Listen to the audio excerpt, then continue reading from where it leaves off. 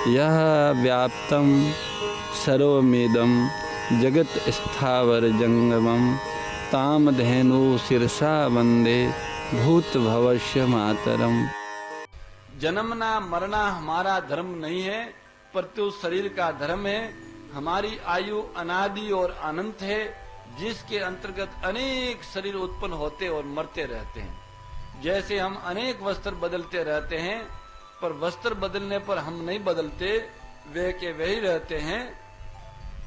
ऐसे ही अनेक योनियों में जाने पर भी हमारी सत्ता नित्य निरंतर ज्यों की त्यों रहती है। कहने का अर्थ है कि हमारी स्वतंत्रता और असंगता स्वत सिद्ध है। हमारा जीवन किसी एक शरीर के अधीन नहीं है। असंग होने के कारण ही हम अनेक शरीरों में जाने पर भी वही रहते हैं, पर शरीर के साथ संग मान लेने के कारण हम अनेक शरीरों को धारण करते रहते हैं। माना हुआ संग तो टिकता नहीं, पर हम नया नया संग पकड़ते रहते हैं।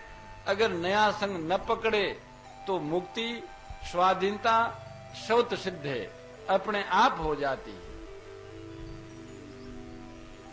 जो मनुष्य सहसा मृत्यु को प्राप्त होकर फिर कहीं सहसा जन्म ले लेते हैं, उनका पुराना अभ्यास या संस्कार कुछ काल तक बना रहता है। इसलिए वे लोक में पूर्व जन्म की बातों के ज्ञान से युक्त होकर जन्म लेते हैं। ऐसी बातें हमने जगह जगह सुनी है और उनको जाति समर कहा जाता है। वे भी धीरे धीरे बाद में भूल जाते हैं। तो ये जो भूलने की बात है, ये अत्यंत जड़ता के कारण ही भूल होती है। मृत्यु के समय जो पीड़ा होती है, उस पीड़ा से भयंकर जड़ता आ जाती है शरीर में। जन्मते समय भी पीड़ा होती है। इन दोनों पीड़ाओं से एक भयंकर जड़ता, मूढ़ता, मूर्छा आती है और उस मूर्छा में वह सारी स्मृति भूल जाता है। अनित्य वस्तु शरीर आदि को लेकर जो शोक होता है, उसकी निवृत्ति के लिए भगवान आगे बताते हैं, मात्रास्प्रास्तो कौन्तेय शीतोष्ण सुख दुखदा आगमा पायनो अनित्यांतांस्तितिक्ष भारत। भैया अर्जुन, मात्रा स्पर्शा इंद्रियों के विषय जो शीत और उष्ण, प्रतिकूलता और अनुकूलता के रूप में, अच्छा और बुरा के रूप में, उसके द्वारा सुख और दुख देने वाले हैं तथा अनित्य है। इसलिए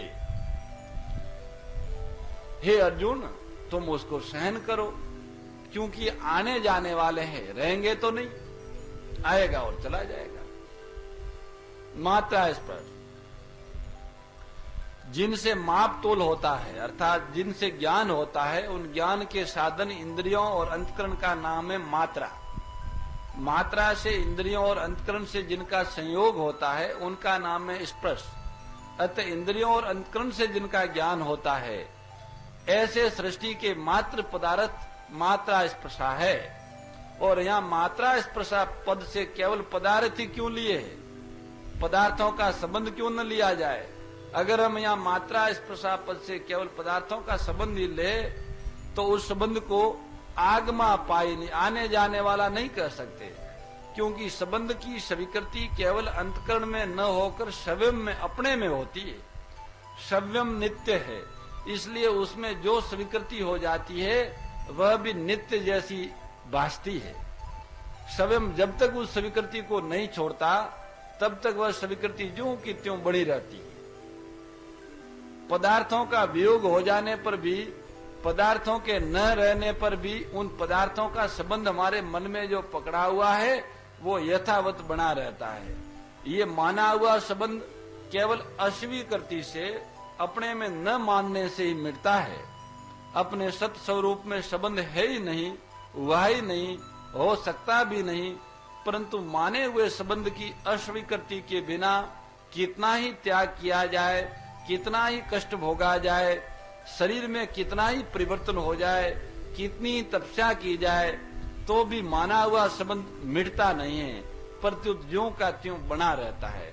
जब तक हम खुद उस संबंध को नहीं छोड़ते हैं, तब तक और किसी साधन से वह संबंध छूटता नहीं है। जैसे कोई स्त्री विधवा हो गई हो और उसका पति से सदा के लिए वियोग हो गया हो, पर 50 वर्ष के बाद भी उसको कोई कहता है कि अमुक की स्त्री है, तो उसके कान खड़े हो जाते हैं। इससे सिद्ध हुआ कि संबंधी पति के न रहने पर भी उसके साथ माना हुआ संबंध सदा बना रहता है।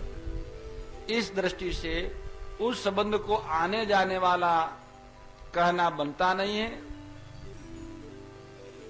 शीत उष्ण सुख दुखदा, यहाँ शीत और उष्ण शब्द अनुकूलता और प्रतिकूलता के वाचक है। अगर इनका अर्थ सर्दी और गर्मी लिया जाए तो केवल त्वचा के विषय होंगे, जो एक देश है। अतः शीत का अर्थ है अनुकूलता और उष्ण का अर्थ है प्रतिकूलता। लेना ही ठीक मालूम देता है। इन दोनों का यही अर्थ ठीक है।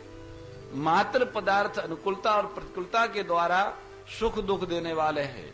जिसको हम चाहते हैं ऐसी अनुकूल वस्तु, व्यक्ति, परिस्थिति, घटना, देश, काल आदि के मिलने से हमको सुख होता है, और जिसको हम नहीं चाहते हैं ऐसी प्रतिकूल वस्तु, व्यक्ति, परिस्थिति आदि के मिलने से हमें दुख होता है। यहाँ अनुकूलता प्रतिकूलता कारण है और सुख दुख कार्य है। वास्तव में देखा जाए तो इन पदार्थों में सुख दुख देने का सामर्थ्य नहीं है।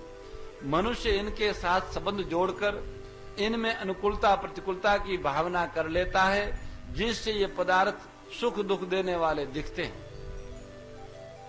आगमा पाइनो, मात्र पदार्थ आदि और अंत वाले हैं, उत्पत्ति और विनाशशील है, आने और जाने वाले, वे ठहरने वाले नहीं है, क्योंकि वे उत्पत्ति से पहले नहीं थे और विनाश के बाद भी नहीं रहेंगे, इसलिए आगमा पाई है। और अनित्य, अगर कोई कहे कि वे उत्पत्ति से पहले और विनाश के बाद भले न हो पर अभी तो रहते ही हैं, बीच में तो रहते हैं, तो भगवान कहते हैं कि अनित्य होने से वे मध्य में भी नहीं रहते, वे प्रति क्षण बदलते रहते हैं। इतनी तेजी से बदलते हैं कि उनको उसी रूप में दूसरी बार कोई देख नहीं सकता, क्योंकि पहले क्षण वे जैसे थे दूसरे क्षण वे वैसे नहीं रहते। इसलिए भगवान ने उनको अनित्य कहा। केवल वे पदार्थ ही अनित्य और परिवर्तनशील नहीं है, परंतु जिनसे उन पदार्थों का ज्ञान होता है वे इंद्रियों और अंतकरण भी परिवर्तनशील है। उनके परिवर्तन को कैसे समझे? जैसे दिन में काम करते करते शाम तक इंद्रियों आदि में थकावट आ जाती है और सवेरे तृप्ति पूर्वक नींद लेने पर उनमें जो ताजगी आई थी वह शाम तक नहीं रहती, इसलिए फिर नींद लेनी पड़ती है, जिससे इंद्रियों की थकावट मिटती है और ताजगी का अनुभव होता है। जैसे जागृत अवस्था में प्रतिक्षण थकावट आती रहती है, ऐसे नींद अवस्था में ताजगी आती रहती है। इससे सिद्ध हुआ कि इंद्रियों आदि में प्रतिक्षण परिवर्तन होता रहता है। पांच तितिक्ष, ये जितने मात्रा स्पर्श यानी इंद्रियों के विषय है उनके सामने आने वाले ये अनुकूल और प्रतिकूल है, ऐसा ज्ञान होना दोषी नहीं है, प्रत्युत उनको लेकर अंतकरण में राग द्वेष हर्ष शोक आदि विकार पैदा होना ही दोष है। अतः अनुकूलता प्रतिकूलता का ज्ञान होने पर भी राग द्वेष आदि विकारों को पैदा न होने देना, मात्रा स्पर्शों में निर्विकार रहना ही उनको सहना है, और इस सहने को भगवान ने यहाँ तितिक्ष। मोर मुकुट बंशी वाले की जय, गौ माता की जय।